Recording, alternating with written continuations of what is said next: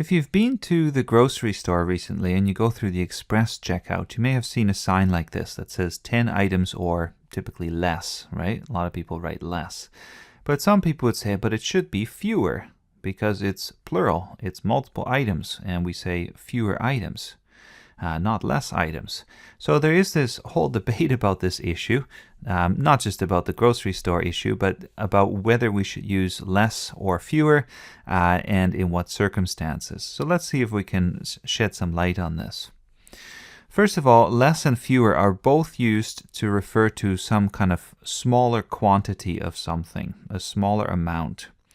But if we look at this chart here, and we'll fill it in as we go, less tends to be used for mass nouns and uncountable nouns, and those nouns typically happen to be singular, so that's why we said singular here, although the focus should be on mass and uncountable nouns. If we take the example of water, a mass of water, then we can say less water. We would not say fewer water, right?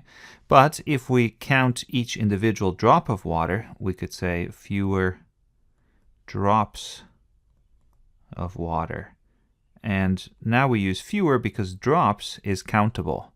Even though you might not count every last drop individually, you could theoretically do that. Whereas water is a singular kind of quantity of something. So here's another example. If you say, for instance, less luggage, that would be great, because luggage again refers to sort of one unit of or one quantity of something, right?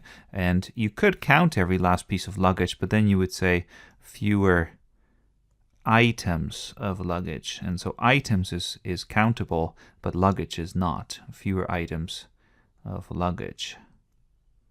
And you can probably hear the difference. You wouldn't say fewer luggage. Okay, one more here just to flesh this out a little bit. You could say less cereal, and again we're talking about a mass of something, versus fewer bowls of cereal.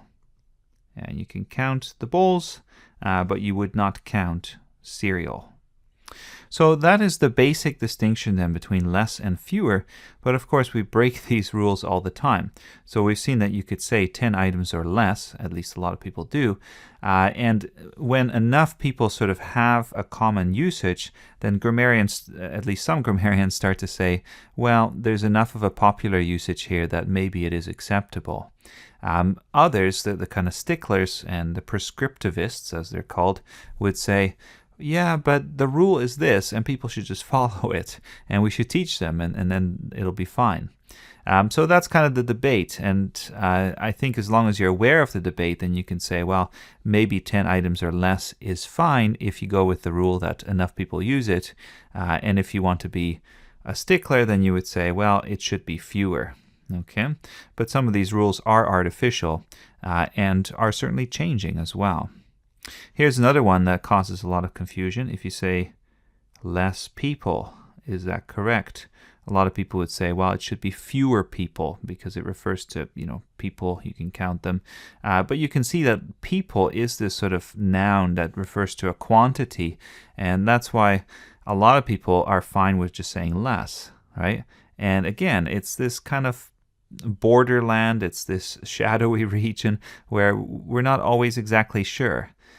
If you're writing in an academic context, it may be better to go with fewer in these cases because your readers, well, they're likely going to be a little bit more snooty, and so they probably would prefer fewer. But there's definitely room for debate, and so it's good to be aware of that.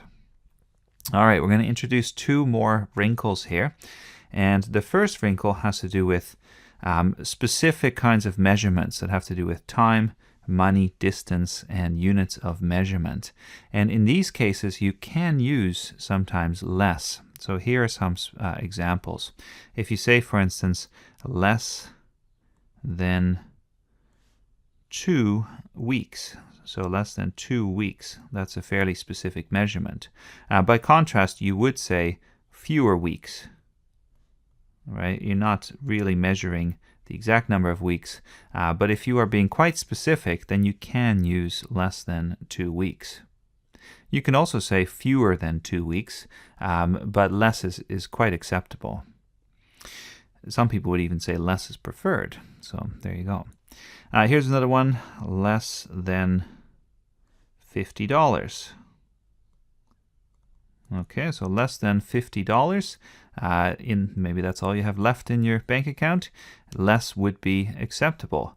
Again, if you would say fewer dollars, I think fewer would definitely be preferred, right? Because it's a more generic kind of reference.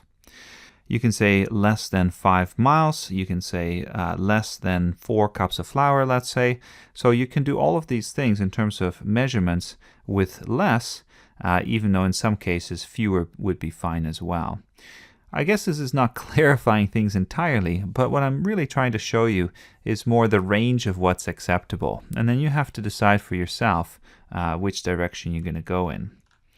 Last thing to mention here is this expression one less. So one less. And a lot of people kind of hypercorrect.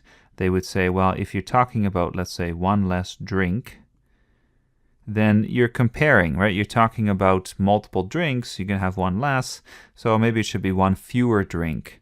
But that is actually not correct. One is totally fine here because you're talking about one, and we use less for things that are singular. So one less drink is totally fine. All right, so that is roughly less versus fewer. Hopefully you can at least remember the basic rule. Less is used for mass nouns and uncountable nouns. Fewer is used for countable nouns. And then we have some of these exceptions that make it a little bit harder.